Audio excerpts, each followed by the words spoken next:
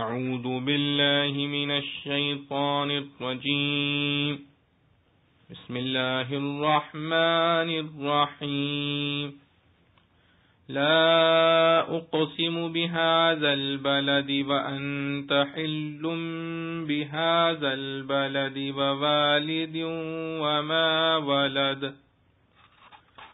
لقد خلقنا الانسان في كبد أيحسب أن لن يقدر عليه أحد يقول أهلكت مالا لبدا أيحسب أن لم يره أحد ألم نجعل له عينين ولسانا وشفتين وهديناه النجدين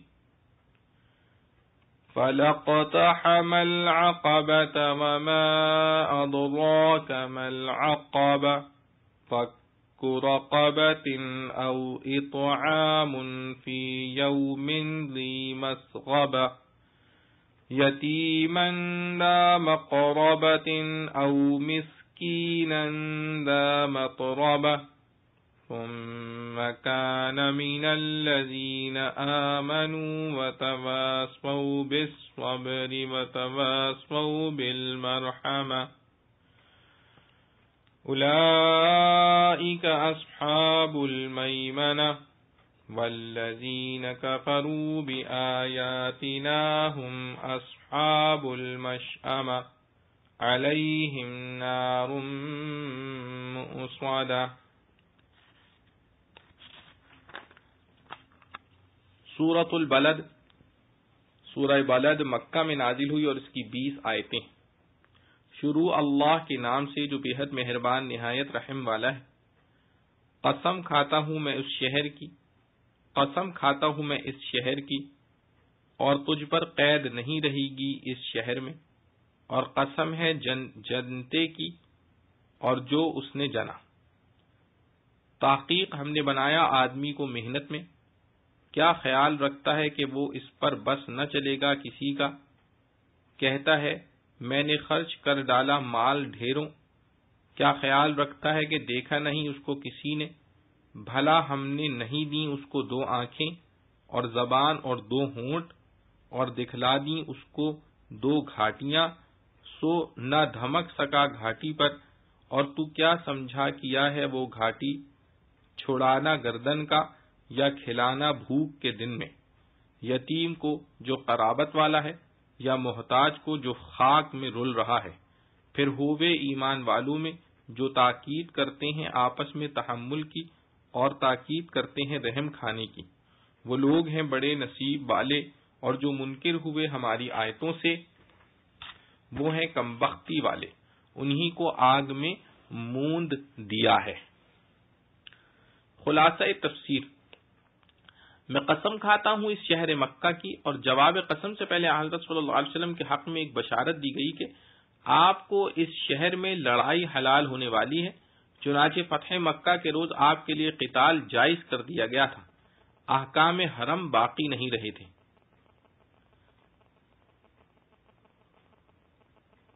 اور قسم ہے باپ کی اور اولاد کی، ساری اولاد کے باپ آدم علیہ السلام ہیں، پس آدم اور بنی آدم سب کی قسم ہوئی. آگے جواب قسم ہے کہ ہم نے انسان کو بڑی مشقت میں پیدا کیا ہے. چنانچہ عمر بھر کہیں مرض میں، کہیں رنج میں، کہیں فکر میں اکثر اوقات مبتلا رہتا ہے. اور اس کا مقتضا یہ تھا کہ اس میں عجز و درماندگی پیدا ہوتی اور اپنے کو بستہ حکم تقدیر سمجھ کر مطیع امر و تابع رضا ہوتا. لیکن انسان کافر کی یہ حالت ہے کہ بالکل بھول میں پڑا ہے. تو کیا وہ یہ خیال کرتا ہے کہ اس پر کسی کا بس نہ چلے گا؟ یعنی کیا اللہ کی قدرت سے اپنے کو خارج سمجھتا ہے جو اس قدر بھول میں پڑا ہے اور کہتا ہے کہ میں نے اتنا وافر مال خرچ کر ڈالا. یعنی ایک تو شیخی بگاڑتا ہے، پھر عداوت رسول و مخالفت اسلام و معاصی میں خرچ کرنے کو ہنر سمجھتا ہے، پھر جھوٹ بھی بولتا ہے کہ اس کو مال کثیر بتلاتا ہے. کیا وہ یہ خیال کرتا ہے کہ اس کو کسی نے دیکھا نہیں؟ یعنی اللہ تعالی نے تو دیکھا ہے اور وہ جانتا ہے کہ معصیت میں خرچ کیا ہے، پس اس پر سزا دے گا. نیز مقدار بھی دیکھیے کہ اس قدر نہیں ہے جس قدر لوگوں کو یقین دلانا چاہتا ہے۔ یہ حال مطلق کافر کا ہے کہ اس وقت آپ کے مخالفین کے یہی اقوال و احوال تھے۔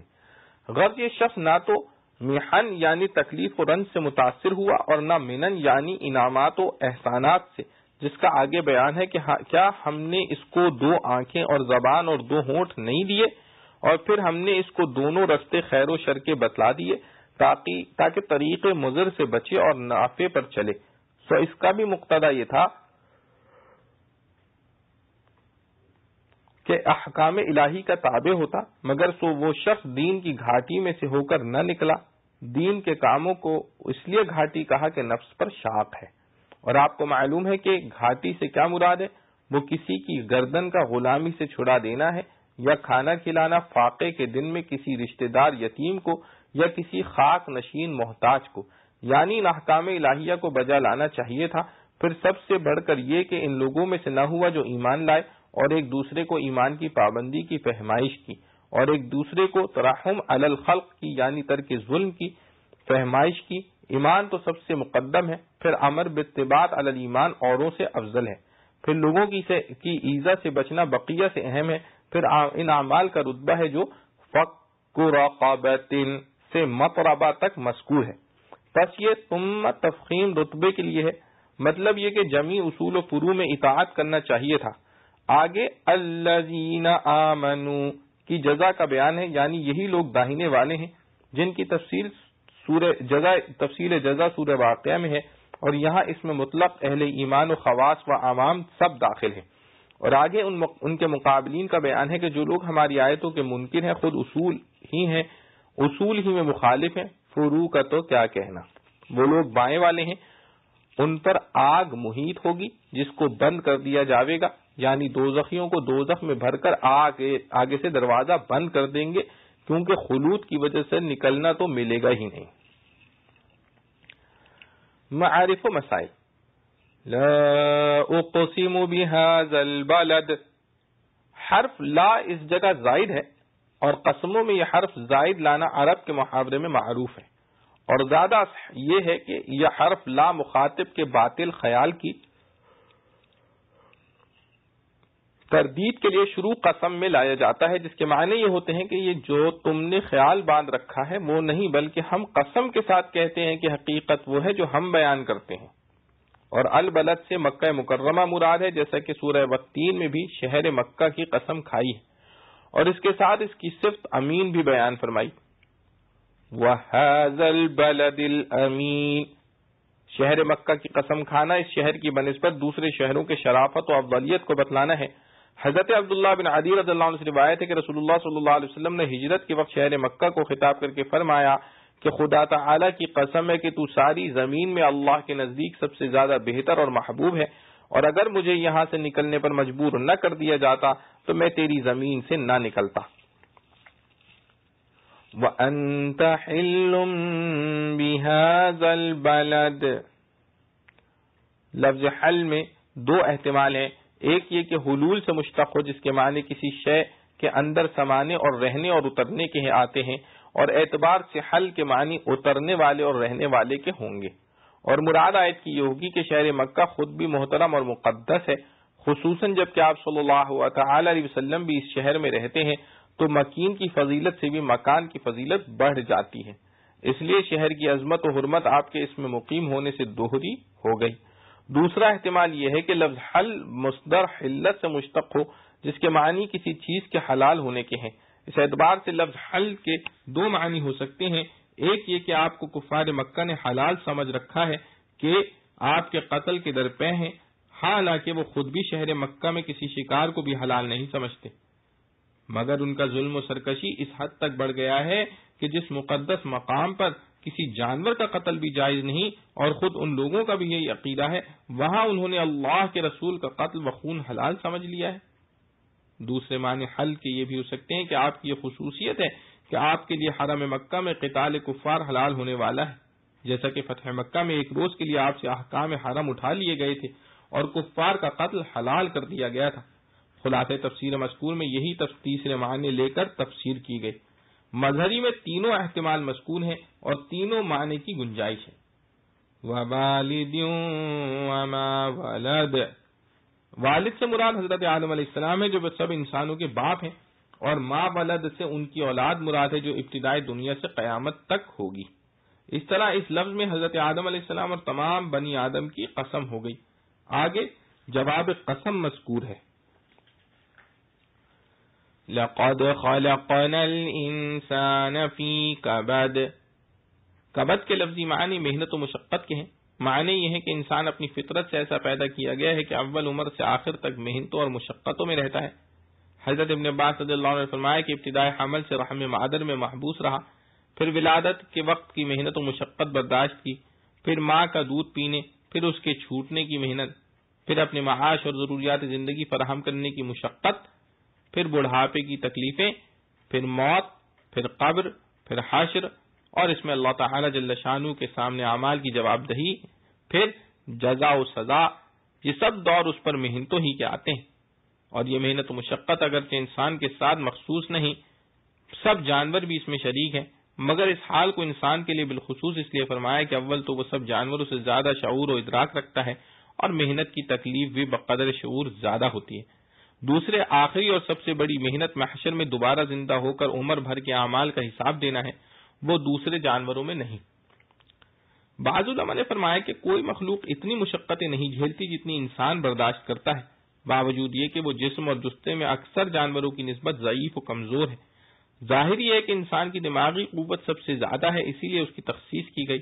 مکہ مکرمہ اور آدم و اولاد آدم علیہ السلام کی قسم کھا کر، مکہ مکرمہ اور آدم و اولاد آدم کی علیہ السلام کی قسم کھا کر اللہ تعالی نے اس حقیقت کو بیان فرمایا کہ انسان کو ہم نے شدت و محنت اور مشقت ہی میں اور اسی کے لیے پیدا کیا ہے، جو اس کی دلیل ہے کہ انسان خود بخود پیدا نہیں ہو گیا یا اس کو کسی دوسرے انسان نے جنم نہیں دیا، بلکہ انسان پیدا کرنے والا ایک قادر مختار بلکہ اس کا پیدا کرنے والا ایک قادر مختار ہے جس نے اپنی حکمت سے ہر مخلوق کو خاص خاص مزاج اور خاص اعمال و افعال کی استعداد دے کر پیدا کیا ہے. اگر انسان کی تخلیق میں خود انسان کو کچھ دخل ہوتا تو وہ اپنے لیے یہ محنتیں مشقتیں کبھی تجویز نہ کرتا. دنیا میں مکمل راحت جس میں کوئی تکلیف نہ ہو کسی کو حاصل نہیں ہو سکتی، اس لیے انسان کو چاہیے کہ مشقت کے لیے تیار رہے. اس قسم اور جواب قسم میں انسان کو اس پر متنبہ کیا گیا ہے کہ تمہاری جو یہ خواہش ہے کہ دنیا میں ہمیشہ راحت ہی راحت ملے، کسی تکلیف سے سابقہ نہ پڑے، یہ خیال خام ہے جو کبھی حاصل نہیں ہوگا. اس لیے ضروری ہے کہ ہر شخص کو دنیا میں محنت و مشقت اور رنج و مصیبت پیش آئے، اور جب مشقت و کلفت پیش آنا ہی ہے تو عقل مند کا کام یہ ہے کہ یہ محنت و مشقت اس چیز کے لیے کرے جو اس کو ہمیشہ کام آوے اور دائمی راحت کا سامان بنے، اور وہ صرف ایمان اور طاعت حق میں منحصر ہے. آگے غافل اور آخرت کے منکر انسان کی چند جاہلانہ خصلتوں کا ذکر کر کے فرمایا اَيَحْسَبُ أَن لَّمْ يَرَهُ أَحَدٌ، یعنی کیا یہ بے وقوف یہ سمجھتا ہے کہ اس کے اعمال بد کو کسی نے دیکھا نہیں. اس کو جاننا چاہیے کہ اس کا خالق اس کے ہر عمل کو دیکھ رہا ہے. آنکھ اور زبان کی تخلیق میں چند حکمتیں. أَلَمْ نَجْعَلْ لَهُ عَيْنَيْنِ وَلِسَانًا وَشَفَتَيْنِ وَهَدَيْنَاهُ النَّجْدَيْنِ. نجدین تثنیہ نجد کا ہے جس کے لفظی معنی اس راستے کے ہیں جو اوپر بلندی کی طرف جاتا ہو. مراد اس سے کھلا واضح راستہ ہے، اور ان دو راستوں میں ایک خیر و فلاح کا، دوسرا شر و ہلاکت کا راستہ ہے. سابق آیات میں انسان کی اس غفلت و جہالت پر تنبیہ تھی کہ وہ سمجھتا ہے کہ میرے اوپر اللہ تعالیٰ کو بھی قدرت نہیں، اور یہ کہ اس کے اعمال و افعال کو کوئی دیکھنے والا نہیں. اس آیت میں چند ان نعمتوں کا ذکر ہے جو اللہ تعالیٰ نے اس کے وجود میں ایسی عطا فرمائی ہے کہ خود ان کی صنعت و حکمت ہی پر غور کرے تو حق تعالیٰ کی بے مثال حکمت و قدرت کا نظارہ انہی چیزوں میں کرے. ان میں پہلے دو آنکھوں کا ذکر فرمایا کہ آنکھ کے نازک پردے، نازک شرائین، رگیں، ان میں قدرتی روشنی، پھر آنکھ کی وضع و حیت کہ یہ نازک ترین عضو ہے، اس کی حفاظت کا کیا سامان خود اس کی خلقت میں کیا گیا کہ اس کے اوپر ایسے پردے ڈال دیے جو خود کار مشین کی طرح جب کوئی مضر چیز سامنے سے آتی دکھائی دے خود بخود بغیر کسی اختیار کے بند ہو جاتے ہیں. ان پردوں کے اوپر پلکوں کے بال کھڑے کر دیے کہ گرد و غبار کو روک لیں، اس کے اوپر بھووں کے بال رکھے کہ اوپر سے آنے والی چیز براہ راست آنکھ میں نہ پہنچے، اس کو چہرے کے اندر اس طرح فٹ کیا گیا کہ اوپر سخت ہڈی ہے، نیچے رخسار کی سخت ہڈی ہے، آدمی کہیں چہرے کے بل گر جائے یا اس کے چہرے پر کوئی چیز آ پڑے تو اوپر نیچے کی ہڈیاں آنکھ کو بچا لیں گی۔ دوسری چیز زبان ہے، اس کی عجیب و غریب تخلیق اور دل کی باتوں کی ترجمانی جو اس پر پراسرار اور خودکار مشین کے ذریعے ہوتی ہے، اس کے حیرت انگیز طریقہ کار کو دیکھو کہ دل میں ایک مضمون آیا، دماغ نے اس پر غور کیا، اس کے لیے عنوان اور الفاظ تیار کیے، وہ الفاظ زبان کی مشین سے نکلنے لگے۔ یہ اتنا بڑا کام کیسی سرعت کے ساتھ ہو رہا ہے کہ سننے والے کو یہ احساس بھی نہیں ہو سکتا کہ ان الفاظ کی زبان پر آنے میں اس کے پیچھے کتنی مشینری نے کام کیا ہے۔ تب یہ کلمات زبان پر آئے ہیں۔ زبان کے ساتھ شفتین یعنی ہونٹوں کا ذکر اس لیے بھی فرمایا کہ زبان کے کام میں ہونٹ بڑے مددگار ہیں، آواز و حروف کی ممتاز شکلیں وہی بناتے ہیں، اور شاعر اس لیے بھی کہ قدرت نے زبان کو ایسی سریع العمل مشین بنایا ہے کہ آدھے منٹ میں اس سے ایسا کلمہ بھی بولا جا سکتا ہے جو اس کو جہنم سے نکال کر جنت میں پہنچا دے، جیسے کلمہ ایمان، یا دنیا میں دشمن کی نظر میں بھی اس کو محبوب بنا دے جیسے پچھلے قصور کی معافی، اور اسی زبان سے اتنے ہی وقفے میں ایسا کلمہ بھی بولا جا سکتا ہے جو اس کو جہنم میں پہنچا دے جیسے کلمہ کفر، یا دنیا میں اس کے بڑے سے بڑے مہربان دوست کو اس کا دشمن بنا دے جیسے گالی گلوچ وغیرہ۔ جس طرح زبان کے منافع بے شمار ہیں، اس کی ہلاکت آفرینی بھی اسی انداز کی ہے۔ گویا یہ ایک تلوار ہے جو دشمن پر بھی چل سکتی ہے اور خود اپنا گلا بھی کاٹ سکتی ہے۔ اس لیے اللہ تعالیٰ جل شانہ نے اس تلوار کو دو ہونٹوں کے غلاف میں مستور کر کے عطا فرمایا، اور اس جگہ ہونٹوں کا ذکر کرنا اس طرف اشارہ ہو سکتا ہے کہ جس مالک نے انسان کو زبان دی، اس نے اس کو روکنے بند کرنے کے لیے ہونٹ بھی دیے ہیں، اس لیے اس کے استعمال میں سوچ سمجھ سے کام لے، بے موقع اس کو ہونٹوں کی میان سے نہ نکالے۔ تیسری چیز دو راستوں کی ہدایت ہے، یعنی اللہ تعالیٰ جل شانہ نے انسان کو خیر و شر اور بھلے برے کے پہچان کے لیے ایک استعداد اور مادہ خود اس کے وجود میں رکھ دیا ہے، جیسے کہ قرآن کریم نے فرمایا فَأَلْهَمَهَا فُجُورَهَا وَتَقْوَاهَا، یعنی نفس انسانی کے اندر اللہ تعالیٰ نے فجور اور تقوی دونوں کے مادے رکھ دیے ہیں۔ تو اس طرح ایک ابتدائی ہدایت انسان کو خود اس کے ضمیر سے ملتی ہے، پھر اس ہدایت کی تائید کے لیے انبیاء علیہ السلام اور آسمانی کتابیں آتی ہیں جو ان کو بالکل واضح کر دیتی ہیں۔ خلاصہ یہ ہے کہ جاہل اور غافل انسان قدرت حق کے منکر ذرا اپنے ہی وجود کی چند نمایاں چیزوں میں غور کرے تو قدرت و حکمت حق کے کمال کا مشاہدہ ہو جائے گا۔ آنکھوں سے دیکھو، پھر زبان سے اقرار کرو، پھر دو راستوں میں خیر کے راستے کو اختیار کرو۔ آگے پھر اس کی غفلت شاعری اور بے فکری پر تنبیہ ہے کہ ان روشن دلائل سے اللہ تعالیٰ کی قدرت کاملہ کا اور اس کے ذریعے قیامت میں دوبارہ زندہ ہونے اور حساب دینے کا یقین ہو جانا چاہیے۔ اس یقین کا مقتضا یہ تھا کہ یہ خلق خدا کو نفع اور راحت پہنچاتا، ان کی ایذاؤں سے بچتا اور اللہ تعالیٰ پر ایمان لاتا اور خود اپنی اصلاح کرتا اور دوسرے لوگوں کی اصلاح کی فکر کرتا تاکہ قیامت میں وہ اصحاب یمین اہل جنت میں شامل ہو جائے، مگر اس بد نصیب نے ایسا نہ کیا بلکہ کفر پر قائم رہا جس کا انجام جہنم کی آگ ہے۔ آخر صورت تک یہ مضمون بیان ہوا ہے، اس میں چند نیک اعمال کے اختیار نہ کرنے کو ایک خاص انداز سے بیان فرمایا ہے۔ فَلَقْتَحَمَ الْعَقَبَةَ وَمَا أَدْرَاكَ مَا الْعَقَبَةُ فَكُّ رَقَبَةٍ۔ عقبہ پہاڑ کی بڑی چٹان کو بھی کہتے ہیں اور دو پہاڑوں کے درمیانی راستے کو یعنی گھاٹی کو بھی، اور دشمن سے نجات حاصل کرنے میں یہ عقبہ انسان کی مدد کرتا ہے کہ پہاڑ کے اوپر چڑھ کر دشمن سے اپنے کو بچا لے یا پھر گھاٹی میں داخل ہو کر یہاں سے نکل جائے۔ اس جگہ طاعات و عبادات کو ایک عقبہ سے تعبیر فرمایا ہے کہ جس طرح عقبہ دشمن سے نجات دلانے کا سبب ہوتا ہے، اعمال صالحہ آخرت کے عذاب سے نجات کا ذریعہ بنتے ہیں۔ پھر ان اعمال صالحہ میں پہلے فق کو رقابہ فرمایا، یعنی کسی غلام کو آزاد کرنا کہ بہت بڑی عبادت اور ایک انسان کی زندگی کو بنا دینا ہے۔ دوسری چیز طعام بیان فرمائی کہ بھوکے کو کھانا کھلانا بہت بڑا ثواب ہے، اور کھانا کھلانا کسی کو بھی ہو ثواب سے خالی نہیں، مگر بعض کو کھلانا بہت بڑا ثواب بن جاتا ہے، اس لیے اس بڑے ثواب کے حاصل کرنے کے لیے فرمایا یتیما ذا مقربہ او مسکینا ذا متربہ، یعنی خصوصاً جب کھانا کسی ایسے یتیم کو کھلایا جائے جس کے ساتھ تمہاری قرابت و رشتہ داری بھی ہے تو اس میں دوہرا ثواب ہو گیا، ایک بھوکے کا پیٹ بھرنا، دوسرے رشتہ دار کی صلہ رحمی اور اس کا حق ادا کرنا۔ فی یوم ذی مسغبہ، یعنی بالخصوص ایسے دن میں اس کو کھانا کھلانا جس میں وہ بھوکا ہو اور بھی زیادہ موجب ثواب ہے۔ اسی طرح یتیم رشتہ دار نہ ہو تو ایسا مسکین ہو جس کی مسکنت نے اس کو خاک نشین بنا رکھا ہے۔ مراد بہت زیادہ مفلس و محتاج ہے، اور جس پر خرچ کیا جائے وہ جتنا زیادہ محتاج ہوگا اتنا ہی خرچ کرنے والے کا ثواب بڑھے گا۔ ایمان کا تقاضا ہے کہ انسان صرف اپنی نیکی پر اکتفا نہ کرے، دوسروں کو بھی نیکی کی ہدایت کرتا رہے۔ ثم كان من الذين آمنوا وتواصوا بالصبر وتواصوا بالمرحمة۔ اس آیت میں ایمان کے بعد مومن کا یہ فرض بتلایا گیا کہ وہ دوسرے مسلمان بھائیوں کو بھی صبر اور رحمت کی تلقین کرتا رہے۔ صبر سے مراد نفس کو برائیوں سے روکنا اور بھلائیوں پر عمل کرنا ہے، اور مرحمت سے مراد دوسروں کے حال پر رحم کھانا، ان کی تکلیف کو اپنی تکلیف سمجھ کر ان کی ایذا اور ان پر ظلم سے بچنا۔ اس میں تقریباً دین کے سارے ہی احکام آ گئے۔ تمت سورۃ البلد بحمد للہ تعالی۔ اللہ رب العزت سے دعا ہے کہ جو کچھ پڑھا اللہ سبحانہ و تقدس پر عمل کرنے کی توفیق نصیب فرمائے۔ وآخر دعوانا ان الحمد للہ رب العالمین۔ ربنا تقبل منا انك انت السميع العليم وتب علينا انك انت التواب الرحيم۔ سبحان ربك رب العزة عما يصفون وسلام على المرسلين والحمد لله رب العالمين۔